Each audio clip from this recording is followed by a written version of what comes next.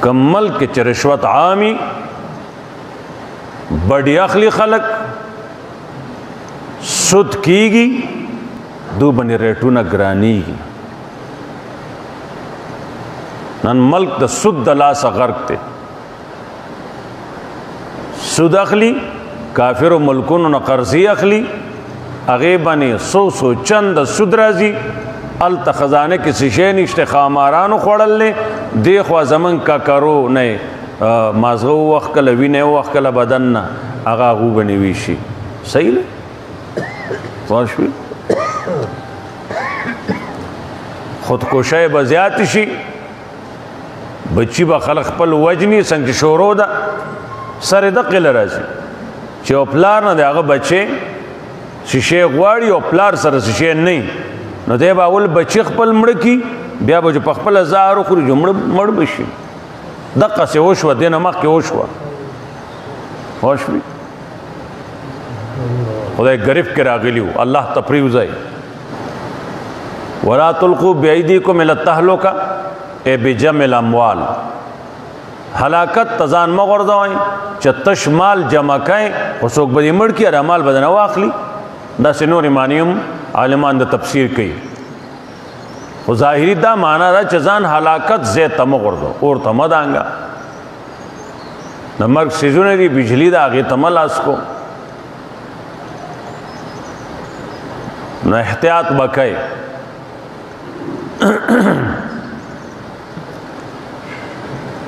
یو خود کرونا احتیاط راغلی اوس خو څه کم شو هغه چې کوم په الله باندې زیات یقین دعوی وي کنه اخو ته هغه بوکې مالی دلی وي چې کوم دومره احتیاط نه کوو دغه دعوی نه وي هغو بېغمه ګرځېدله سم ساده ګرځي ښه ژوندي ګرځي اچا چې بوکې اچولي هغه یو نیم پکې لا مړه شوي هم دي ټول جراثیم پکې دننه ایساره شوي چې مړه شوله نو الله اکبر مرض دی دیل حل قرآن و سنت کشتے نبی علیہ السلام فرمائی یو ملک یو علاقہ بنے یو کلی بنے خار بنے وہ بئی مرض راغے دا دی خار نا بلتا تمزا کدلتا بچ شوئے کمڑ شوئے دغلتا یا بل خار والا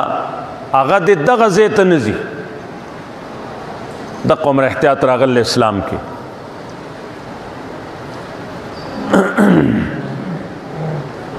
نا اوس خو بغیر د کرونا نه بمری و زره 300 بنی چینی شوانو مری بنانو نیکه به د چاوس کی پلاری نه جس کې نیکه به سوس کی پښوی قهر او غضب کې د الله راغلیو نافرمانه ناشکرای مبذریانی کولی ناغی سره ټول پاکستان گرفتاره کې راغی کروڑونه یربونه د یو زوی په واده کې به لګول بازو نږدې دور کې واده شو 20 صاحب 15 کم 75 لکه خو صرف ډمانو لور کړو یو ډملا او بل ډملا 15 سلیخ لا کور کړو چې هغه سره به اوسو ټپې کړې وي او ګډ شوی وي ورته پوه شوې الله صلاح که د هغوی دعوه وه چې موږ مولي صاحب له ورکړ دي او مولي صاحب نه ما په خپله بیا واورېدې چې ما نه دي اخیستي مولي صاحب د هغه خدای هغو ته وپته وي موږ څه خبرې وي ترې پوه شوې ډم نه یې هم لاندې کړه ملا د ډم نه لاندې کړه ملا له 10 لکه ډم له 55 لاک بل ډم له 45 لاک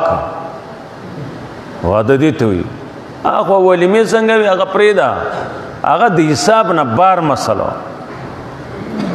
د اسلام کې جایزو نه دی واده له تلل جایزو نه دا چې دی دومره لګی نو دا دی د سرکاري خزانه کې ولې نه اږدي یا داسې کارونه دي چې عام مسلمانانو ته فایده رته نه دا تنظیمونه شته هغو له به ورکړي وي اسپتال کې به په مریضانو غریبانانو یتیمانانو باندې عاجزانو باندې به لګولي ثواب به شي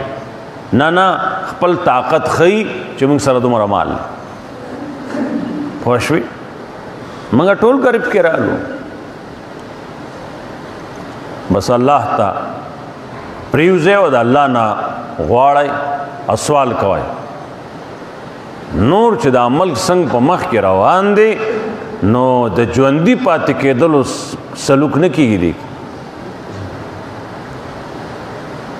زه چې کور ته تروړه یوسم زمونږ تروړه میاشت نه کېږي 25 ورځې 30 ورځې ښه نو په 2.5 چینی شوه 0 ته پاڼه ورسېده 8 روپۍ پرون نه ډیزل سره پاسه نور ګران کړي دي